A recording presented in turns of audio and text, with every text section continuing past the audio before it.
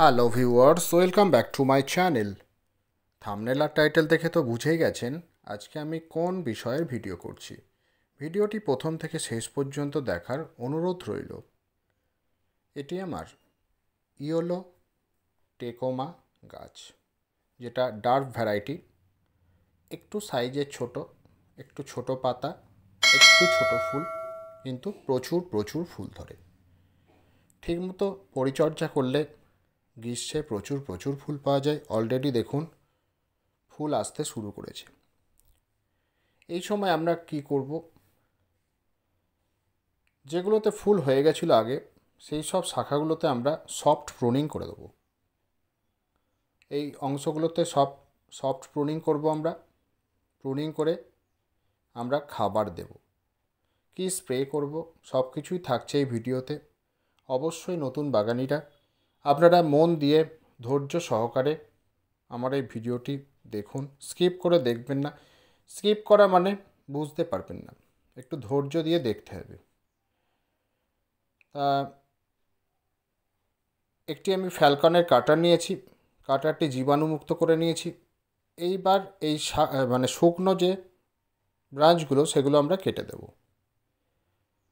এই ব্রাঞ্চগুলো কাটবো, আবার এখান থেকে নতুন নতুন আরও ব্রাঞ্চ বেরোবে, পরবর্তীতে প্রচুর প্রচুর ফুল ফুটবে। এই কাজটা আমরা একে একে করতে থাকছি। নতুন বাগানিরা খুব ভালো করে দেখুন। বেশ কিছু জন কীভাবে কাটবো কি না কাটবো, শাখা কাটলে গাছ মারা যাবে কি না, অনেক কিছু মনের মধ্যে প্রশ্ন থাকে তাদের। আপনারা দেখুন, ধৈর্য দিয়ে এইভাবে চেষ্টা করুন, আপনারাও পারবেন। হ্যাঁ, তবে অবশ্যই ঠিকমতো দেখতে হবে, বুঝতে হবে, শিখতে হবে, তবেই আপনারা পারবেন। তা আমি একে একে দেখুন সমস্ত শাখাগুলো কাটছি। আপনাদের বলতে বলতে আমারও দেখুন প্রায় কাটা হয়ে গেল, আরও কিছুটা আছে। এইখানে কচি কচি কদিন পরে শাখা বেরোবে, পাতা বেরোবে। তা এই কাজটা অবশ্যই করতে হবে। এবার আমাদের কি করতে হবে, এই টবের আগাছাগুলো পরিষ্কার করে ফেলতে হবে। দেখুন আমি হাতে করে সব আগাছা পরিষ্কার করে নিচ্ছি। আপনাদের বলে রাখি, আপনারা চাইলে এই সময়ে রিপটিং করতে পারেন। রিপটিং মানে নিচের ছোট পট থেকে বড় পটে চেঞ্জ করা, নিচের শিকড়গুলো আপনারা কাটতে পারেন। আমি এই গাছের আজকে রিপটিং করছি না, আমি জাস্ট সফট প্রুনিং করলাম। আপনাদের এরম গাছ থাকলে আপনারা এই সময় রিপটিং করবেন। তা আমি এই আগাছাগুলো দেখুন হাতে করে পরিষ্কার করে নিচ্ছি। এবার নিড়ানির সাহায্যে ওপরের মাটিটা খুঁড়ে দিচ্ছি। আপনারা দেখুন এই কাজটি আমি করছি। আপনারাও ঠিক এইভাবেই আপনাদের গাছের টবের মাটি নিড়ানির সাহায্যে খুঁড়ে দেবেন। এই কাজটি আপনারা মাসে 2 বার করবেন, আর 7 দিন অন্তর এই আগাছাগুলো পরিষ্কার করে দেবেন। এই আগাছা আপনাদের হাতে করেই পরিষ্কার করতে হবে। এখানে কোনো ওষুধ বা কোনো রকম কিছু ব্যবহার করা যাবে না, এটা হাতে করেই করতে হবে। তা আমার দেখুন আগাছা দমন করা হয়ে গেছে, মাটি খুঁড়ে নেওয়া হয়ে গেছে। এবার আমি কি করব, নিম খোল ব্যবহার করে দেব। নিম খোল ব্যবহার করা মানে এখন গরমকাল, দেখবেন পিঁপড়ের উপদ্রব হবে, মাটিতে পিঁপড়ে বাসা বাঁধবে, সাথে ক্ষতিকারক পোকামাকড় সব বাসা বাঁধবে। মাটিটা যাতে তাদের বাসা না হয়, আর ক্ষতিকারক পোকামাকড় বাসা বাঁধা মানেই গাছের শিকড়ের ক্ষতি, আস্তে আস্তে শিকড় কেটে গাছকে মারাও, গাছকে মৃত্যুর দিকে ঠেলে দেয়। অতএব এই নিম খোলটা আমরা মাসে 1 বার করে ছড়িয়ে দেবো, 1 মুঠো করে। তা আমিও ছড়িয়ে দিলাম। এইবার আমরা যেহেতু গাছে প্রচুর কুঁড়ি আসছে, ফুল ফুটছে, এবার আমরা এখানে কি খাবার ব্যবহার করব। প্রথমেই আমি নিয়ে নিচ্ছি 4 চামচ সর্ষের গুঁড়ো খোল,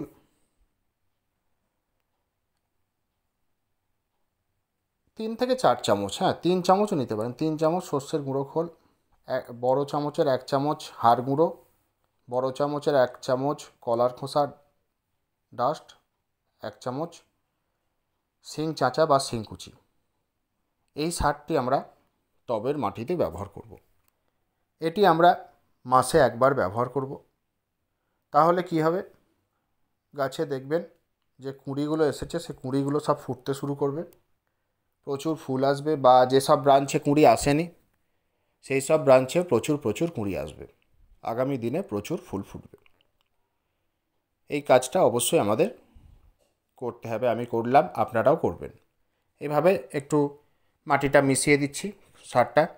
আপনারা চাইলে নতুন মাটি ওপরে চাপা দিতে পারেন, যে কোনো একটা কিছু করতে পারেন।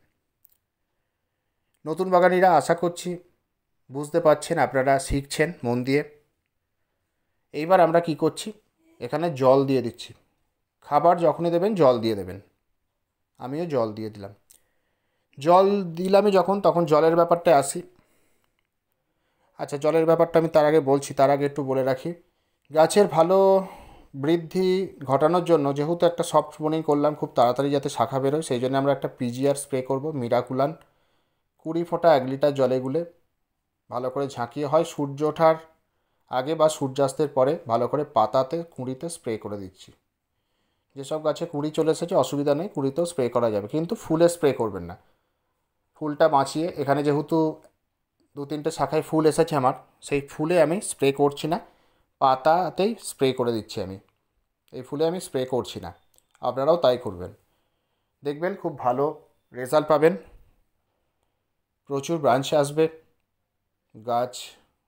গাছের খিদে বাড়বে, গাছের গ্রোথ ভালো হবে। এই মিরাকুলান খুব ভালো বৃদ্ধি ঘটাবে। এটা অবশ্যই আপনারা মাসে একবার করে দেবেন।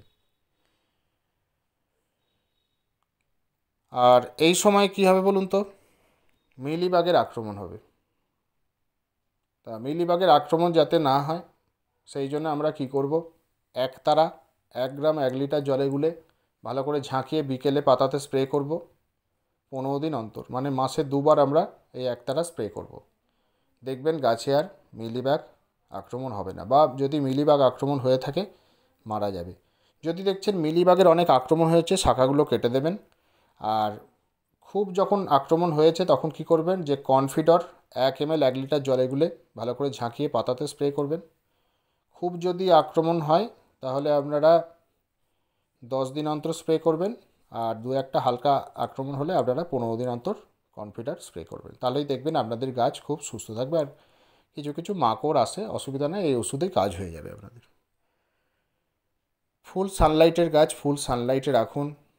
আর জলটা কি বলুন তো, জলটা আপনাদের বুঝে দিতে হবে, বেশিও দেওয়া যাবে না আবার কমও দেওয়া যাবে না, জলটা আপনাদের বুঝেই দিতে হবে।